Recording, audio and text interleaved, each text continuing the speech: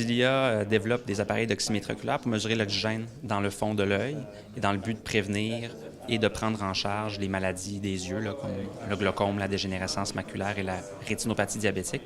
On est dans le processus de pré-commercialisation, c'est-à-dire on est en phase clinique. On fait des études cliniques en ce moment et dans le but de voir cet appareil-là dans les cliniques d'optométrie et d'ophtalmologie d'ici 1 an.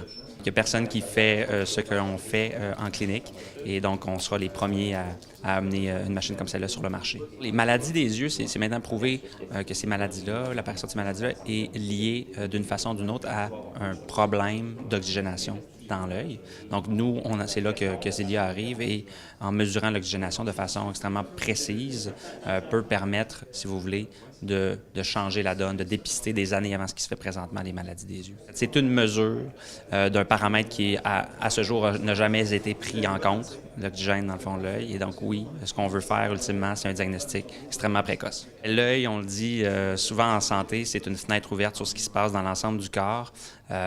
Et donc, on mesure de façon indirecte aussi ce qui se passe au niveau du cerveau. Et ça nous ouvre la porte pour un paquet d'autres applications, effectivement, au niveau neurologique, entre autres. On vise, dans le fond, commencer à vendre ces appareils-là dans 1 an, dans l'ensemble des cliniques, mais pour l'heure, on commence déjà à approcher des centres de recherche. Le prêt du gouvernement nous aide dans notre vision, nous aide à nous approcher de notre objectif, mais effectivement, on est en train de préparer une ronde de financement plus substantielle pour nous permettre de soutenir les efforts de commercialisation mondialement et aussi de poursuivre la recherche et développement, entre autres choses, pour d'autres applications futures.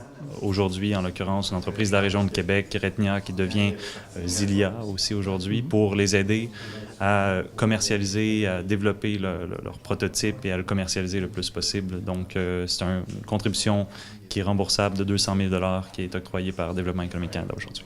On voit encore l'utilisation de nouvelles technologies par des jeunes entrepreneurs qui créent des emplois. On parlait de plusieurs embauches au cours des dernières semaines et si ça, avec le potentiel que cette machine-là a, je pense qu'on peut penser à encore d'autres emplois. Je pense que ça reflète bien ce que j'observe des entreprises de la région de Québec qui font appel vraiment aux nouvelles technologies, à l'intelligence artificielle, à l'optique photonique pour développer des produits qui vont améliorer la qualité de vie des gens et créer de la croissance économique. Donc, c'est vraiment le reflet des entrepreneurs de Québec là, qu'on voit ici aujourd'hui.